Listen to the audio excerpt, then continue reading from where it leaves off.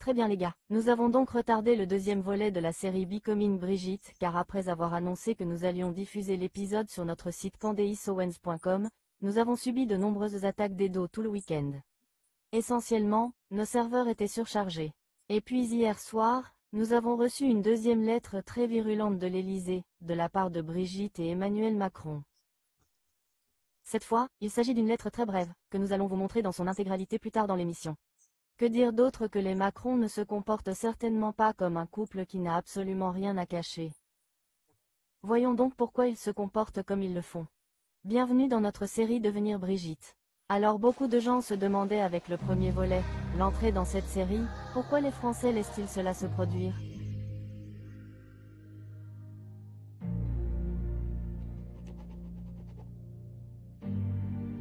Comment ont-ils pu laisser toutes ces choses se produire? Et vous vous demandez probablement comment Brigitte et Emmanuel Macron ont réussi à accomplir cela, à supprimer massivement la presse de telle sorte qu'aucun d'entre nous ne soit au courant de toutes ces choses étranges qui se passent dans leur pays. Comment se fait-il qu'Emmanuel Macron, qui était encore pratiquement inconnu du grand public un an avant son arrivée au pouvoir, ait réussi à faire capoter la campagne de François Fillon, pourtant favori pour la présidentielle? Comment a-t-il fait tout cela? Eh bien, pour les anglophones, c'est un peu comme l'ascension de Barack Obama. Bien sûr, oui, Barack Obama était sénateur, et il était donc impliqué dans la politique dans une certaine mesure. Mais son ascension à la présidence est en quelque sorte venue de nulle part, à bien des égards, sauf que Barack Obama n'était pas marié à quelqu'un qui avait plus de 20 ans de plus que lui. Emmanuel Macron, pour être très clair, je le répéterai encore et encore, n'avait que 14 ans lorsqu'il est apparu dans une pièce de théâtre à son école intitulée La Providence. Brigitte, à l'époque, était enseignante dans la même école et animait un atelier théâtre. D'accord, elle avait en fait 39 ans à cette époque et était prétendument mariée et mère de 3 enfants. L'un de ses enfants, Lawrence, avait le même âge et était donc scolarisé avec Emmanuel Macron. Ok, donc une histoire raconte qu'elle l'a vu jouer dans une pièce de théâtre et qu'elle a été tout simplement emportée, ne voulant finalement pas résister à ses sentiments pour le prince beaucoup plus jeune. À tel point qu'elle a fini par divorcer de son mari. Elle a brisé sa famille à cause de ça. Bien sûr, c'est objectivement une histoire très effrayante. Alors comment ont-ils réussi à le vendre au public français?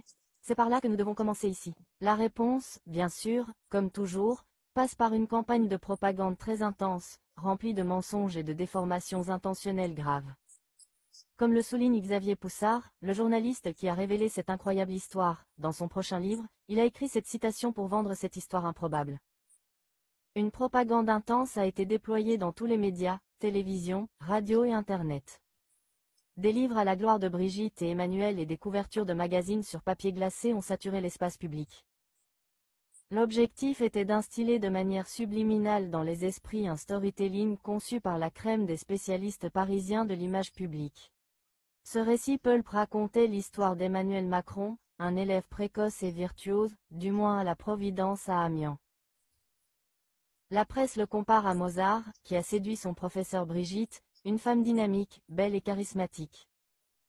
Fin de citation. Alors oui, ils ont vendu ça comme une histoire de triomphe sur le conformisme, n'est-ce pas?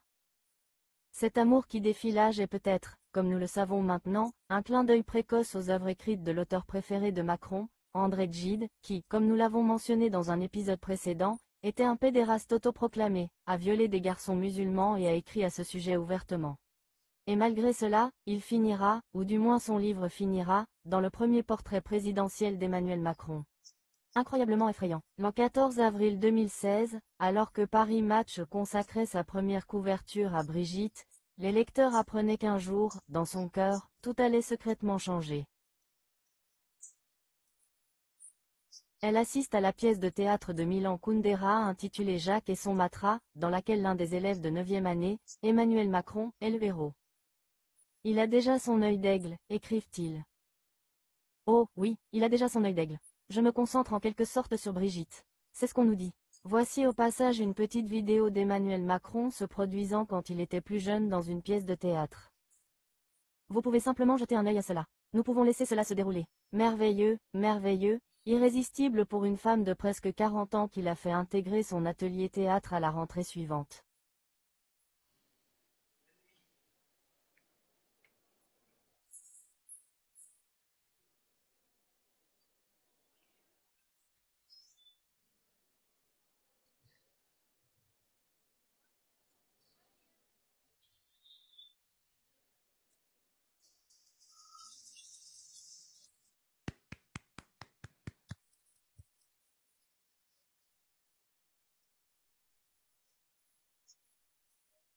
Nous devrions maintenant nous arrêter ici pour considérer à quel point il est terrifiant que les médias, en tant qu'entité, aient ce genre de pouvoir de romancer des actes de pure méchanceté, puis de manipuler et d'intimider ceux qui reconnaissent qu'il en est ainsi. Ceux d'entre nous qui disent, vous savez, il y a quelque chose qui ne va pas dans cette image de toute façon. Pas moins de 60 couvertures de journaux ont été consacrées à Brigitte en seulement 26 mois. À lui seul, Paris Match a consacré jusqu'à présent 13 couvertures à Brigitte. Maintenant, je dirais que c'est une sorte de stratégie psychologique de sursaturation, n'est-ce pas? Si vous donnez au public autant d'informations, qu'elles soient vraies ou fausses, il devient immédiatement invraisemblable pour la personne moyenne qu'il puisse y avoir quelque chose de caché, car vous vous dites, eh bien, il y a tellement d'informations. Cela devient en quelque sorte l'effet spectateur des médias. Si tant de gens couvrent l'histoire, alors l'histoire doit être couverte. C'est déjà couvert, il ne nous reste plus rien à apprendre. Je vais donc maintenant vous raconter la légende officielle qui a été établie à propos de Brigitte McCrohan à ses premiers jours par les médias. C'est comme suit. Tout d'abord, ils ont dit au public que la différence d'âge entre eux était de 17 ans, ce qui est un mensonge pur et simple. Et c'est tout. Brigitte avait alors 36 ans, ce qui est également un mensonge pur et simple. Passons maintenant en revue la chronologie de la vie antérieure de Brigitte, telle qu'elle a été revendiquée par ces mêmes médias. Ok, on nous dit qu'en 1953, le 13 avril 1953, ironiquement la même date à laquelle le programme MK Ultra a vu le jour, Brigitte Trogneux, de son nom de jeune fille Trogneux, est née à Amiens. Elle était la plus jeune fille d'une famille de confiseurs qui prospérait alors dans le nord de la France. On nous raconte qu'après une éducation catholique stricte chez les Sœurs du Sacré-Cœur, en 1974, alors qu'elle avait 21 ans, elle épousa un homme du nom d'André-Louis Osier, devenant alors Brigitte Osier, mariée à un cadre de banque. Suivant les traces de son mari, Brigitte Osier débute une carrière comme attachée de presse à la Chambre de commerce de Lille. Et puis ils ont eu 3 enfants, un premier né Sébastien en 1975, un garçon. Puis ils ont eu Laurence, une fille. C'est celui qui avait le même âge qu'Emmanuel Macron et qui était à l'école avec lui. Il l'aurait eu en 1977. Et puis est venu Typhon. Typhon, vous le reconnaîtrez, est vraiment le seul des enfants qui s'exprime et défend Brigitte Macron, ce qui est assez intéressant. Il l'aurait eu en 1984. Et puis l'histoire raconte qu'après être devenue attachée de presse et avoir travaillé à la chambre de commerce, elle a décidé de se tourner vers l'enseignement à un moment donné au milieu des années 1980. D'abord à Strasbourg comme professeur de lettres au collège protestant Lucie Burger. Et puis bien sûr à la Providence, le collège jésuite de sa ville natale, Amiens, car elle et Emmanuel Macron sont originaires du même endroit. Alors en 1991, elle y retourne, et bien sûr, pendant qu'elle y est, elle tombe éperdument amoureuse d'un étudiant brillant, Emmanuel Macron.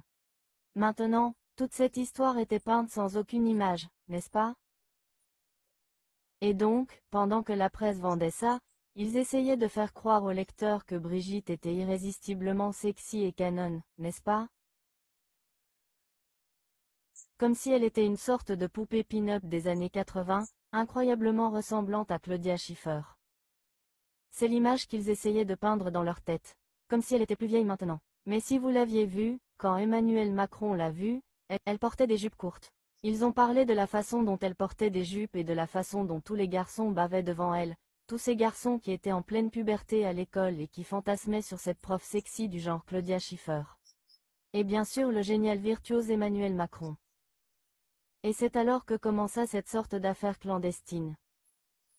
Des années plus tard, en 2006, reconnaissant qu'elle était désespérément amoureuse d'Emmanuel Macron, elle a pris la décision énorme de briser sa famille en divorçant de son mari, André Louis, le banquier, et en épousant son ancien élève, Emmanuel Macron, un an plus tard, en 2007.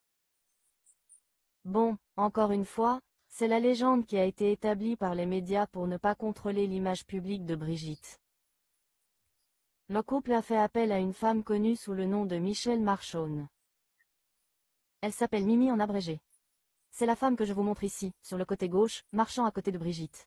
Et elle est connue comme le pape de la presse célébrité, le pape est de la presse célébrité. Tu ne croises pas que Mimi parle de ça toute la semaine? Les agences de relations publiques, les gens qui sont au sommet. Elle vous brisera si nécessaire. Vous pouvez voir toutes sortes d'épreuves dans lesquelles elle a été impliquée. Elle a été accusée d'avoir recours à des tactiques de chantage et de coercition. Nous y reviendrons dans un instant. Et sa tâche consistait essentiellement à inonder le public de ces photos hyper sélectionnées du couple présidentiel en herbe, à l'air retouché et fabuleux. Vous savez, vendez simplement cette idée que rien d'étrange ne s'est produit dans le passé.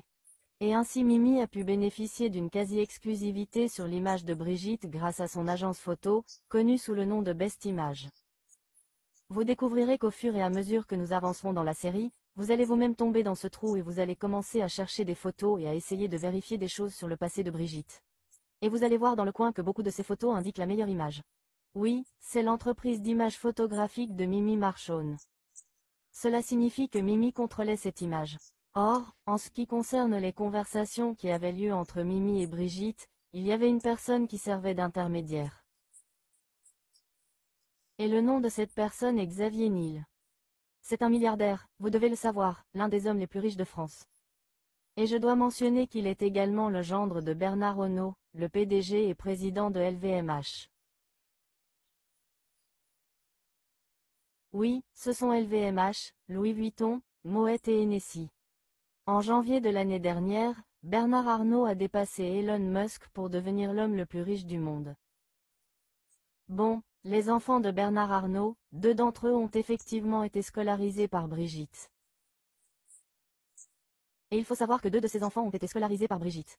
Plus tard, Brigitte développe une relation étroite avec la fille aînée d'Arnault, à qui elle n'apprend pas Delphine, qui deviendra par la suite le fournisseur de vêtements de Brigitte par l'intermédiaire, bien évidemment, du directeur artistique et styliste de Louis Vuitton.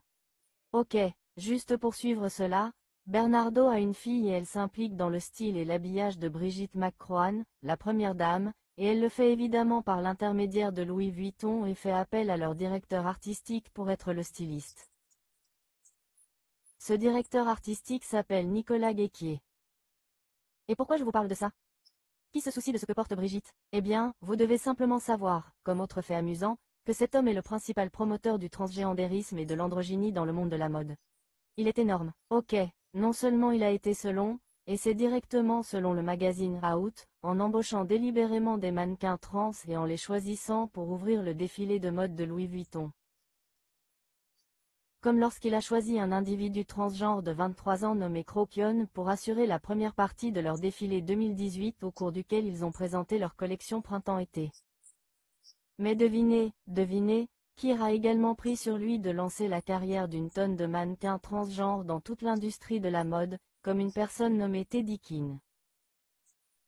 Lévon a été chaleureusement remercié par Nicolas, qui à l'âge de 23 ans est devenu un nom familier après avoir été découvert par Nicolas Guéchiéré.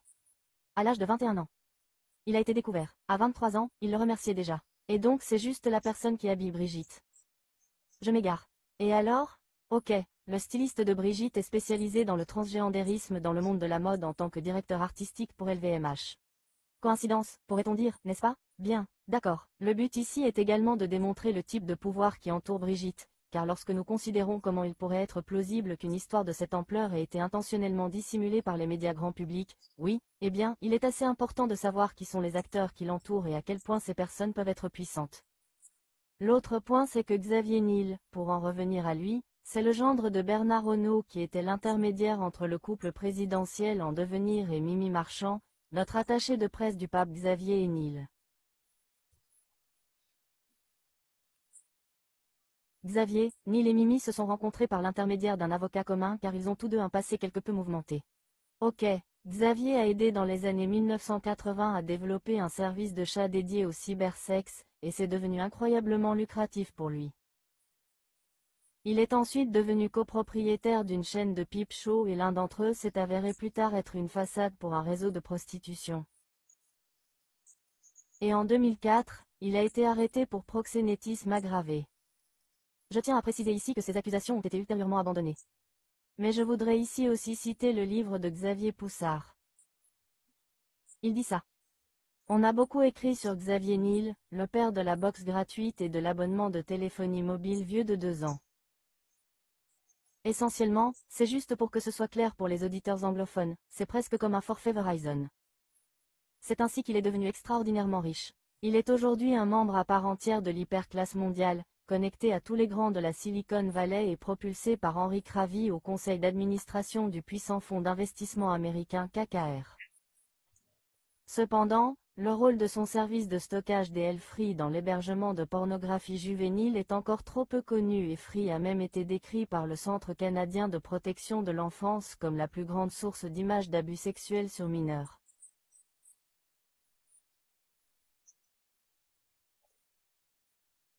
Ok, maintenant, descendons cette ligne.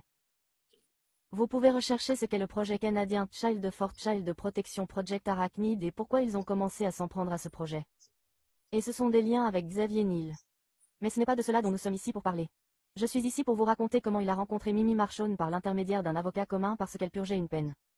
Mimi Marchon, après avoir été accusée de diverses choses, elle a accumulé une série de peines de prison avec sursis dans les années 1980 et a passé 2 ans derrière les barreaux en attendant son procès pour son implication avec son petit ami gangster, identifié dans sa biographie comme Afid.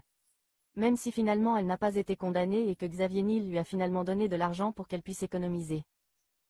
Meilleure image puis en 1998, elle a été condamnée à une nouvelle peine de 3 ans avec sursis pour un autre ancien petit ami et toute une opération de trafic de drogue. Et grâce à cela, Xavier l'a aidé financièrement. Bien sûr en 2024 quand il a encore sauvé son agence photo, Meilleure Image et à son tour pour lui avoir sauvé la meilleure image ou l'avoir aidé, je suis sûr qu'elle prend soin des images de lui et de ses associés dans le public. Ok, alors dans quelle mesure cette femme, Mimi, a-t-elle joué un rôle central dans la création de cette image de Brigitte pour le public? Ok, cette femme qui était connue pour être un peu un gangster dans les coulisses, comme je l'ai dit, vous pouvez enquêter sur elle vous-même. Mimi Marchon. En fait, je crois que le New York Times vient de publier un article sur elle et sur toute son implication. Eh bien, un peu plus d'1 an après l'investiture de McCrohan, la présidente de la France, Mimi, s'est fait prendre en photo dans le bureau présidentiel, faisant le signe AV de la victoire avec ses mains. Oui, parce qu'ils ont effectivement été victorieux. Et après avoir trompé le public à propos de Brigitte, c'est de ça que je pense qu'il s'agit. Mais ensuite, quelque chose de vraiment intéressant s'est produit. Ok, quelque chose de très intéressant s'est produit. Brigitte et Emmanuel, peu de temps après que cette photo ait été prise, ont pris la décision de s'éloigner prudemment de Mimi Marchand, leur femme de relations publiques, parce qu'elle était impliquée dans un autre scandale. Et vous les gars, je vous le dis, il semble y avoir beaucoup d'erreurs autour de ce couple. C'est bizarre, d'accord. Alors Mimi partage aussi une autre amie avec Brigitte. Ils ont un ami commun, un milliardaire, qui s'appelle Marc Ladre de la Chérie. Ok, Marc est si proche de Brigitte, pour être très clair, si proche de Brigitte McCrohan. Et il aime être photographié avec Brigitte McCrohan. Tellement proche qu'ils ont décidé d'assister ensemble à la production d'un spectacle, un spectacle appelé Starmania. Vous vous dites, waouh, pourquoi est-ce que je me souviens que Candace parlait de Starmania dans le dernier épisode? Oh, parce que c'était le spectacle auquel ils ont assisté ensemble, produit par Thomas Joly, où Brigitte a ensuite choisi Thomas Joly pour faire les Jeux Olympiques. Alors Marc Ladry était avec elle, ok, à cette première quand ils se sont dit, c'est le bon gars pour ces Jeux Olympiques. Lequel ou le spectacle olympique, qui avait visiblement des individus transgenres. Nous avions des drag queens qui débutaient. Il se passait beaucoup de choses qui offensaient mes sens chrétiens. Et je dirais que c'est satanique. Quoi qu'il en soit, vous vous demandez probablement pourquoi l'ami commun de Mimi. Dans lequel ils ont soudainement dit que nous devions nous éloigner de Mimi. Eh bien, Marc, ce type, Marc Ladry, un autre milliardaire, a un fils vraiment troublé nommé Jeremy. Et peu de temps après que Mimi ait pris cette photo dans le bureau présidentiel, il a été révélé que Mimi avait rendu service à son ami Marc en gardant le nom et le visage de Jeremy hors de la presse parce qu'elle dirigeait la presse comme si elle était un gangster de presse, pour ainsi dire. Jeremy, son fils, était l'ancien directeur d'une société de divertissement pour enfants qui a été condamné à 2 reprises, une fois en 2008 et une fois en 2015. Et vous ne devinerez jamais ce qu'il en était dans les affaires de pornographie infantile. Et puis encore au-delà de ce temps.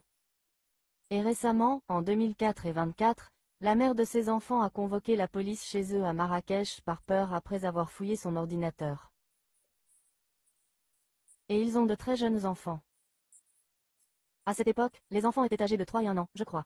Après avoir découvert encore plus d'images sur son ordinateur, les enquêteurs ont collecté 4000 images d'enfants nus qui étaient violés. Pour cela, il a d'ailleurs reçu une nouvelle tape sur les doigts. Mais j'ai pu déterminer en ligne, et encore une fois, le français n'est évidemment pas ma langue maternelle, qu'il a été condamné à seulement 8 mois de prison pour cela et que cette peine a été suspendue, ce qui signifie qu'elle n'interviendra pas avant un certain temps. C'est la dernière chose que j'ai pu trouver à ce sujet. Je serais heureux de corriger cela si cette information est erronée. Cela fait donc 3 condamnations pour pornographie juvénile pour Marc et Mimi qui ont contribué à dissimuler celle de 2015. Et, de toute façon, dissimuler les traces de Jeremy et cette condamnation était une mauvaise image pour le nouveau couple présidentiel. Et ils commencèrent à s'éloigner d'elle. Mais Mimi fait partie de ces personnes dont nous parlions hier, ces agents de relations publiques qu'on ne croise pas, ok? Et elle n'aimait pas ça. Elle n'aimait pas que les gens commencent à dire qu'elle était en froid et qu'elle n'était plus autorisée à entrer à l'Élysée. Puis un livre a été publié en octobre 2018 intitulé Le livre de Mimi. Et il devint encore plus clair qu'elle était persona non grata dans le cercle intime du président et qu'elle n'était plus invitée à assister aux réunions du jeudi à l'Élisabeth. Et alors, que fait une personne APR lorsqu'elle se sent brûlée? Vous savez, il lâche une bombe dans la presse. Et il semblerait qu'elle ait effectivement largué une bombe. Une explosion dans la presse à propos de Brigitte McCrohan dans le magazine Closer. Ok, Brigitte avait été repérée à l'entrée de l'hôpital américain de Paris, apparemment pour subir une opération de chirurgie esthétique sous anesthésie générale.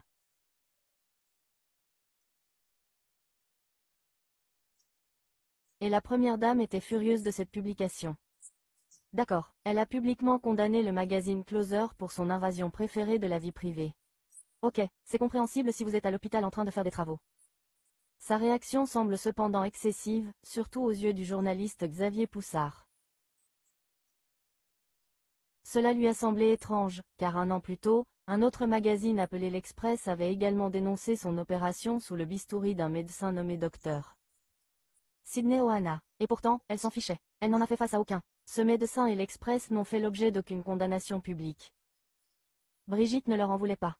Alors Xavier va, qu'est-ce qui est particulièrement important dans cette publication? Closer l'a fait paniquer, l'a fait aller jusqu'à créer pour la première fois un précédent dans lequel la première dame est sortie et a publiquement condamné la presse. Il a donc commencé à parcourir cet article et à Closer pour essayer de comprendre ce qu'il avait raté. Qu'est-ce que j'ai raté? Qu'est-ce qu'il y a ici? Cela l'a fait réagir. Et il l'a trouvé. Vous voyez, bien que Closer n'ait pas nommé le chirurgien, ils n'ont pas du tout nommé le chirurgien qui a travaillé sur Brigitte. Ils ont fait ce genre de petites choses où ils ont laissé un indice massif et indéniable sur l'identité du chirurgien. Dans le magazine, ils ont décrit le chirurgien comme un chirurgien plasticien éminent et averti en matière de médias, qui citait volontiers Victor Hugo. Son expression préférée? Chair de femme, argile idéale. Eh bien, il n'y avait qu'un seul chirurgien qui avait été cité dans la presse avec cette citation, un an plus tôt, dans Paris Match. Et son nom était Dr Patrick Buy. C'est un chirurgien esthétique à l'hôpital américain de Paris qui, dans ce reportage de Paris Match intitulé Opération Young, répondait à nouveau à une question qui lui était posée. Et il dit la chair de la femme, l'argile idéale. Maintenant, pourquoi s'agissait-il d'une bombe ou plutôt d'une menace, d'un coup de feu tiré, si vous voulez, contre Brigitte McCrohan? Car en France, Patrick Buy est surtout connu pour une chose, la chirurgie de féminisation. Il est le roi de la chirurgie de féminisation transgenre pour adoucir les traits du visage. Si vous êtes un homme essayant de devenir une femme, adoucissez les traits de votre visage grâce à la chirurgie de féminisation. Et s'il restait un doute dans l'esprit de quelqu'un quant à savoir s'il était ou non utilisé par Brigitte McCrohan, il leur suffisait d'attendre 2023, car voici une photo d'eux ensemble.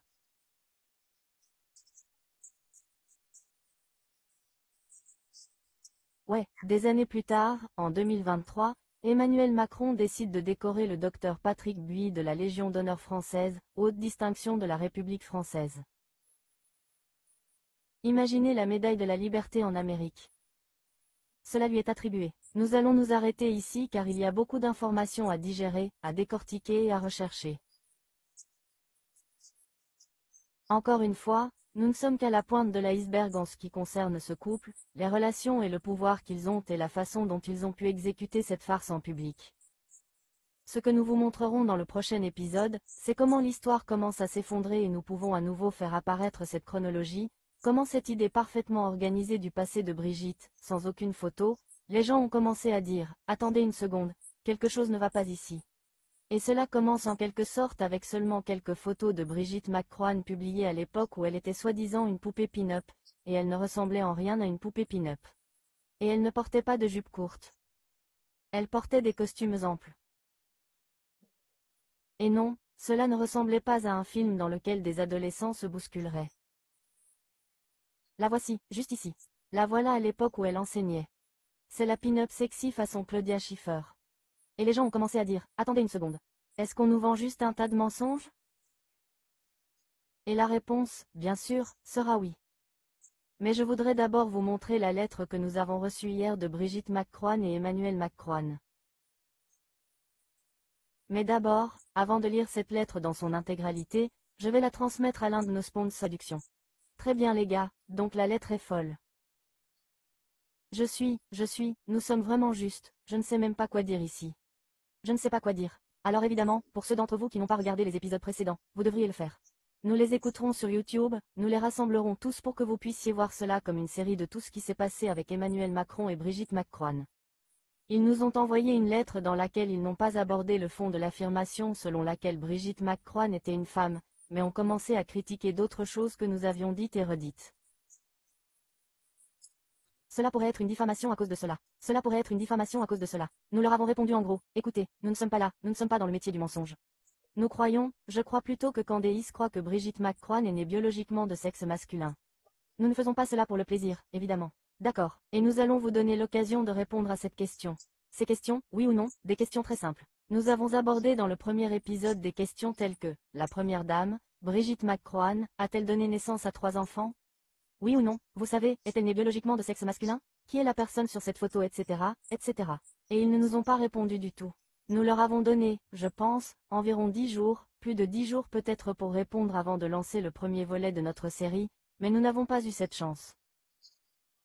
Puis, après le premier épisode, l'épisode d'introduction d'hier soir, nous avons reçu un email de leur équipe juridique ici aux États-Unis. Et je ne plaisante pas, je vais simplement vous le lire dans son intégralité parce que j'ai réalisé qu'ils essayent d'affirmer que nous avons choisi ce que nous vous lisons.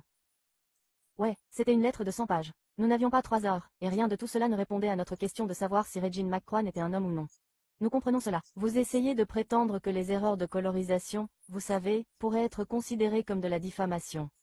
Nous connaissons votre jeu. Alors passons à cette lettre que nous avons reçue et je vous expliquerai à quoi ils font référence et ce que nous leur avons répondu dans notre lettre.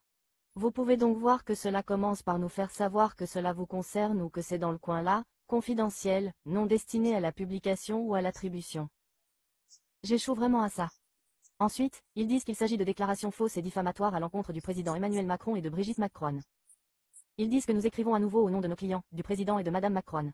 C'est la dernière fois que je pense que vous entendrez vraiment parler de Brigitte. Nous avons été déçus par votre réponse du 16 janvier 2025 à notre lettre du 3 décembre 2024. Malgré nos avertissements, et en pleine connaissance de leur fausseté, votre cliente a réitéré ses allégations diffamatoires. Nous allons y arriver et élargir en effet la portée de sa diffamation. Nous aurions voulu épargner à Miss Owens l'embarras de devoir affronter ouvertement ces fausses déclarations, mais au lieu de faire ce qui est juste et responsable, il semble qu'elle se délecte de l'attention du public.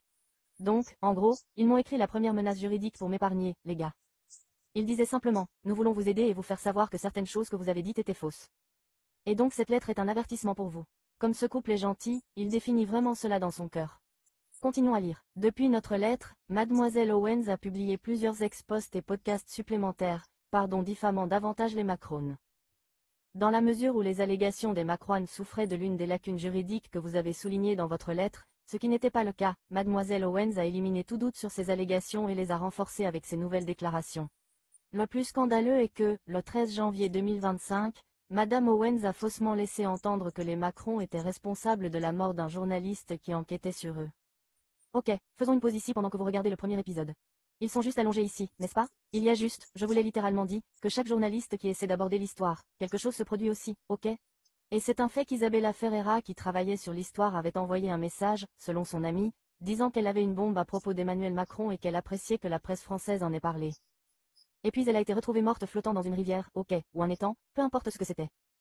Et eux, le public, ont dit qu'elle s'était noyée. Et ses amis ont dit qu'elle n'était pas suicidaire. Et le public, la presse, a dit qu'elle avait peut-être pris des pilules. Je ne m'en souviens pas. Le fait est que nulle part dans le premier épisode nous n'avons dit que Brigitte Macron et Emmanuel Macron ont assassiné cette fille.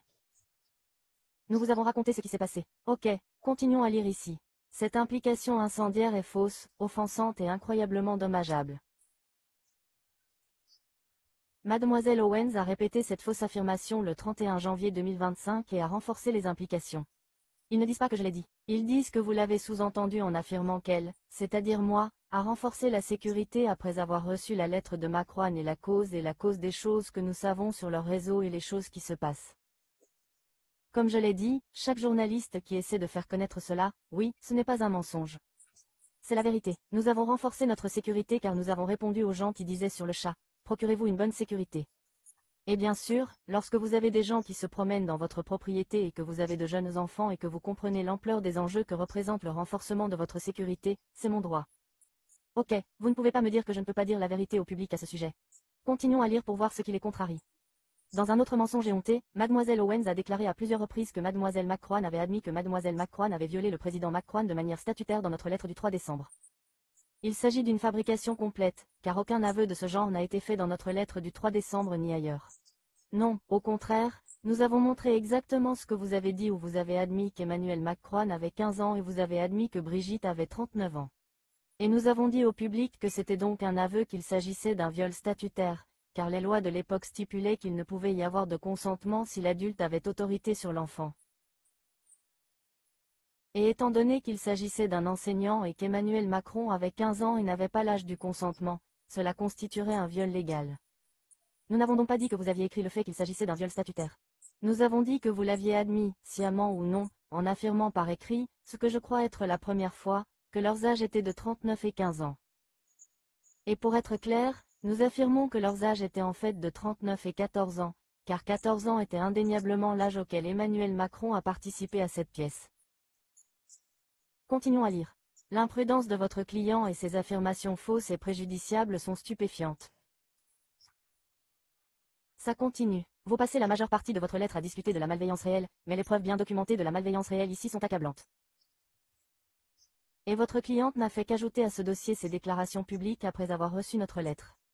Comme nous l'avons exposé dans notre lettre du 3 décembre 2024, Mademoiselle Owens s'appuie sur des sources apparemment peu fiables pour perpétuer une théorie du complot intrinsèquement improbable malgré les preuves réfutant sa véracité.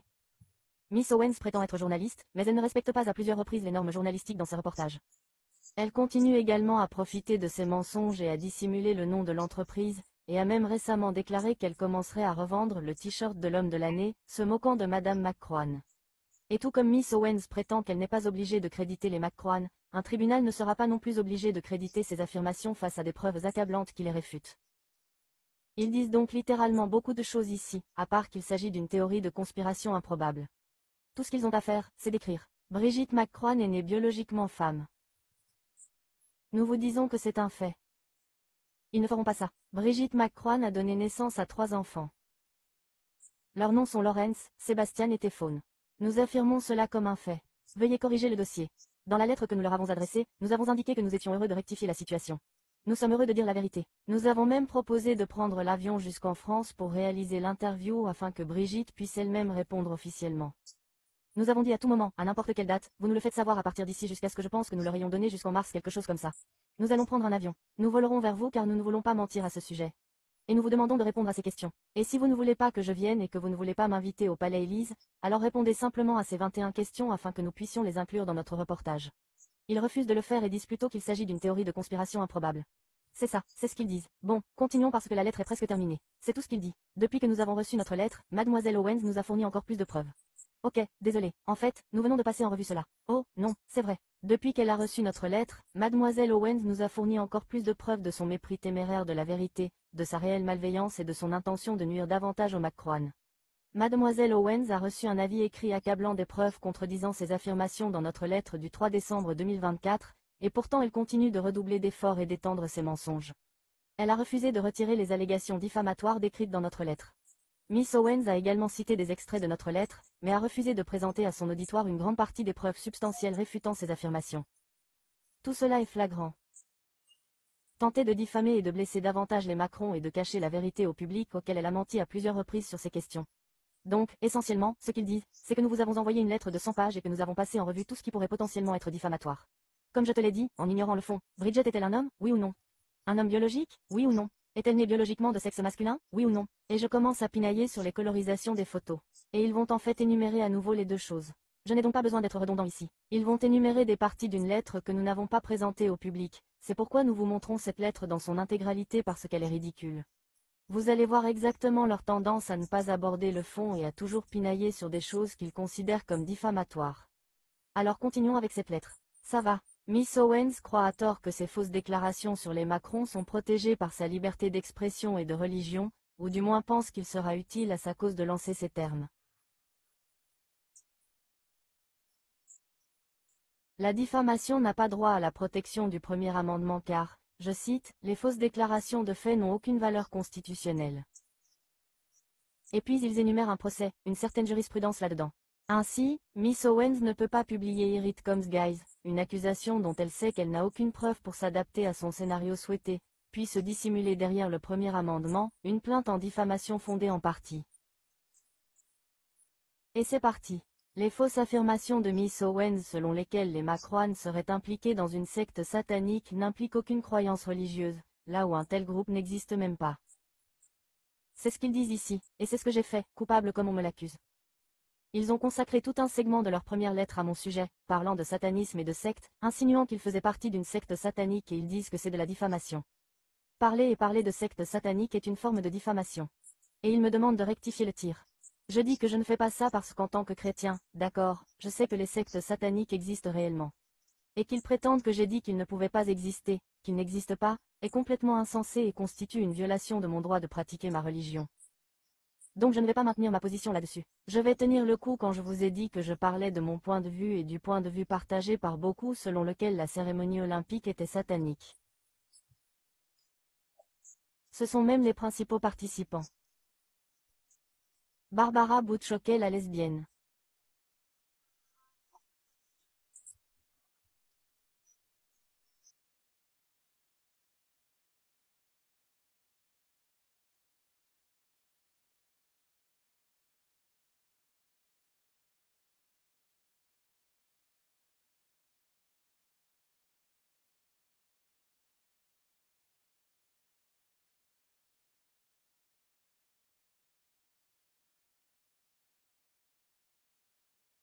Parce que je parle de satanisme dans un contexte qui vous met mal à l'aise, puisque vous avez choisi Thomas Joly pour réaliser ce spectacle, ma réponse est non. Continuons donc à lire votre lettre et abordons les autres points que vous pensez que j'ai retenus. D'accord? De même, les fausses affirmations restantes de Miss Owens ne sont pas basées sur ses croyances religieuses simplement parce qu'elle utilise la rhétorique religieuse pour gagner des adeptes. Oui, c'est ce que je fais à chaque messe, chaque dimanche. J'essaie simplement de gagner des adeptes. Votre explication tout aussi ridicule pour excuser la fausse déclaration de Miss Owens de toute responsabilité juridique selon laquelle les déclarations sont censées être des hyperboles rhétoriques échoue également. Donc, sur cette partie suivante, mon avocat leur a répondu parce qu'ils ont dit qu'une autre accusation diffamatoire était que je disais qu'Emmanuel Macron était un psychopathe et ils allèguent que c'est de la diffamation. Encore une fois, rien de tout cela n'a trait au fond de la revendication qui est faite à l'homme. Mais nous allons vous donner leur réponse, à savoir que premièrement, si mademoiselle Owens croit sincèrement que ce qu'elle dit, ce qu'elle affirme à plusieurs reprises, les déclarations ne sont pas des hyperboles rhétoriques. Les déclarations qui consistent en une hyperbole rhétorique, une épithète vigoureuse ou un langage figuratif ou hyperbolique lâche sont protégées parce qu'elles ne peuvent raisonnablement pas être interprétées comme énonçant des faits réels concernant une personne. Mademoiselle Owens ne peut pas à la fois affirmer qu'elle croit à la véracité de ces affirmations diffamatoires et que ces déclarations sont des exagérations qu'aucune personne raisonnable ne prendrait au sérieux en tant que déclaration de faits présumés. Au contraire, cet argument absurde dans votre lettre ne fait que démontrer davantage que Miss Owens déforme délibérément la vérité pour choquer notre public, un nouvel aveu de sa malveillance et de son incitation financière à défendre les Macron. De plus, le contexte de ces déclarations réfute catégoriquement toute idée selon laquelle mademoiselle Owens ne soutenait pas sérieusement une affirmation de faits réels. Au contraire, mademoiselle Owens affirme à plusieurs reprises qu'elle fournit des faits et a récemment relevé une multitude de preuves à l'appui de ces fausses affirmations. Miss Owens l'a clairement déclaré et a éliminé tout doute quant au fait qu'elle se livrait à une hyperbole matérialiste lorsqu'elle a affirmé le 10 janvier 2024 qu'elle révélait ce qu'elle considérait comme la vérité. Auparavant, elle avait fait l'affirmation diffamatoire selon laquelle le président Macron était un psychopathe, tout en citant des recherches censées étayer son affirmation et ses affirmations selon lesquelles Madame Macron serait un psychopathe. Macron a prétendu que les abus sexuels sur le président Macron l'ont transformé en psychopathe, affirmant avoir révélé la vérité qui est appuyée par la recherche. Aucun auditeur raisonnable ne pourrait croire que Miss Owens se livrait à une hyperbole rhétorique qui n'était pas destinée à être prise au sérieux. Je vous montre donc cette lettre dans son intégralité car il est important que vous compreniez qu'il s'agit exactement de la stratégie qu'ils ont adoptée contre les journalistes. Ok, en France, quand vous voyez que tout à coup les médias grand public disent qu'elle voulait porter plainte pour diffamation. La question n'est jamais de savoir si Brigitte Macron est un homme ou non. Elle n'a jamais gagné ça. Il s'agit toujours d'une personne qui a identifié la mauvaise personne sur la photo. Elle dit qu'Emmanuel Macron était un psychopathe. Est-ce qu'elle a les qualifications nécessaires? Est-elle en mesure, en tant que non-doctorante en psychiatrie, d'affirmer qu'il est un psychopathe? Je vais aller au tribunal pour le savoir. Et puis, quand ils gagnent et qu'ils sont accusés de harcèlement civil, leurs médias, à qui j'ai expliqué dans cet épisode comment ils contrôlent ces médias, se précipitent pour publier qu'ils ont gagné un procès en diffamation. Les avez-vous entendus une seule fois tout au long de cette lettre affirmer simplement que Brigitte Macron était en fait née femme? Avez-vous entendu dire que Brigitte Macron n'a pas été la première dame actuelle à faire sa transition? Non, ce sont de petites revendications mesquines. Ceci est et ce n'est que la fin d'une lettre ici que je ne vous cache rien. Continuons. Et oui, c'est vrai. Ces deux choses figuraient dans leur première lettre, à propos de son statut de psychopathe et des cultes sataniques. Ils ont écrit ça. Votre affirmation selon laquelle les Macron n'ont pas été lésés par les fausses déclarations de vos clients est encore démentie par la deuxième phrase de votre lettre du 16 janvier. Selon vos mots, Candace est une sensation internationale. Merci avocat. Merci, j'ai un bon avocat, elle est si gentille. Ces fausses déclarations ont atteint un public international. Les vues, les likes, les commentaires, les téléchargements, les partages de ces fausses déclarations fournissent la preuve concluante que les fabrications de Miss Owens sont crues et répétées. Il est évident que la prolifération de ces fausses allégations par Miss Owens a entraîné une atteinte à la réputation et au statut de la personne au sein de la communauté, une humiliation personnelle, une angoisse mentale et des souffrances. Souffrances. À tel point, mesdames et messieurs, qu'il ne se contente pas de répondre à la question fondamentale que nous posons. Êtes-vous Regine Macron? Étiez-vous Brigitte Macron, née dans un cercle biologique féminin? Oui ou non, s'il vous plaît, arrêtez avec ces lettres. S'il te plaît, quoi qu'il en soit, cela se termine par une demande plutôt bizarre. Enfin, votre lettre ne reconnaît pas notre demande de conservation légale. Pour votre commodité, afin de le répéter ici jusqu'à ce que ces problèmes soient résolus, veuillez vous assurer que vos principes et toutes vos sources préservent et conservent les emails et les messages textes, les enregistrements audio et visuels. Ouais, ok, idiot, tout est ici sur YouTube. D'accord? Genre, qu'est-ce que tu crois qu'on cache? Nous avons déjà affirmé ce que nous pensons. Je l'ai dit 1000 fois. Je crois que Brigitte Macron est née biologiquement de sexe masculin. Ok, et puis je suis devenue une femme. C'est ça ma croyance. Je ne sais pas combien de fois je peux le dire. Que pensez-vous trouver dans mes messages? Comme quoi, quelle est votre preuve irréfutable ici? Tu l'as compris, mec. Nous le reconnaissons publiquement. Nous conserverons tous nos fichiers YouTube. Nous conserverons tous les fichiers vidéo. Nous conserverons nos messages textes, nos journaux, nos tweets, ok, nos tweets. Ainsi, vous pouvez montrer que je pensais ce que j'ai dit. Vous pouvez ensuite expliquer pourquoi vous ne pouvez pas répondre aux questions. Encore une fois, il s'agit simplement d'une tactique d'intimidation. Ils n'ont évidemment répondu à aucune de nos questions. Mettez un terme à cela, qui les soustrait complètement à son nettoyage, au point qu'ils sont tellement angoissés mentalement. Ils ne peuvent pas simplement affirmer la vérité. Danser autour de choses qui n'intéressent personne. Personne ne s'en soucie. Elle a qualifié Emmanuel Macron de psychopathe. C'est juste ça qui fait mal. Mais il s'en fichait. Évidemment, lorsque la presse algérienne l'a qualifiée de psychopathe homosexuel, elle n'a pas été poursuivie en justice. Après Candace, de nombreuses personnes ont affirmé qu'Emmanuel Macron était un psychopathe qui n'a pas été poursuivi. Mais il veut que nous sachions qu'il est vraiment sérieux. Il vient au Tennessee. Je pense que je devrais le faire. Arrêtez de perdre votre temps avec ces lettres. Va porter plainte, ok? Le monde entier veut connaître la réponse à cette question, et je crois que je connais déjà la réponse à cette question. Comme je l'ai dit, nous épluchons les couches de cet oignon très lentement, en aidant les gens à comprendre qui est dans votre cercle, comment nous avons pu y parvenir, comment vous avez pu manipuler le monde entier. Ce que tu fais en ce moment, ok, parce que c'est ce que tu fais. Nous allons révéler votre stratégie juridique qui consiste à ne pas aborder l'éléphant dans la pièce alors que vous vous plaignez de ce qui l'entoure. Oh, mon Dieu. Eh bien, tu as dit psychopathe. Elle a dit, oh, c'est un psychopathe. Comment a-t-elle pu dire ça? Il est tellement blessé, il est angoissé. Tu es pathétique, Emmanuel, ok. Tu es absolument pathétique. Cette lettre est pathétique. Alors, quand vous me renvoyez une lettre et que vous me citez en disant que c'est pathétique, sachez que je m'en tiendrai à cela aussi, ok? Je crois au satanisme. Je ne pense pas que ce soit le fruit de l'imagination de quiconque, tout d'abord. Alors bonne chance avec ça devant les tribunaux américains, surtout dans le sud où les gens ont encore la foi, vous savez, et bonne chance pour essayer de prouver que vous n'êtes pas un psychopathe alors que des tonnes de gens ont prétendu dans la presse que vous étiez psychopathe et qu'ils l'ont vu pendant le Covid. Des tonnes de gens ont écrit à ce sujet, à propos de votre état mental. Et tu ne me feras jamais, jamais, jamais changer d'avis sur le fait que tu as été préparé par la personne que tu as finalement épousée en 2007. Brigitte McCrohan, je crois qu'elle est un homme. Combien de fois puis-je encore le dire? De combien de façons supplémentaires puis-je le dire? Dois-je le dire en français, par de beaux français? Dois-je apprendre un peu de français pour le dire autrement? Cela devient tout simplement ridicule, ok? Tout le public est désormais attentif, Emmanuel et Brigitte. Et je sais que vous restez debout tard pour regarder ça à l'Élysée, probablement tous dans une pièce. Vous êtes probablement à côté de vos prochains agents de relations publiques maintenant que vous avez coulé Mimi parce que des choses devenaient évidentes sur son histoire. Je sais que tu t'inquiètes à ce sujet, non pas parce que quelqu'un t'a traité de psychopathe.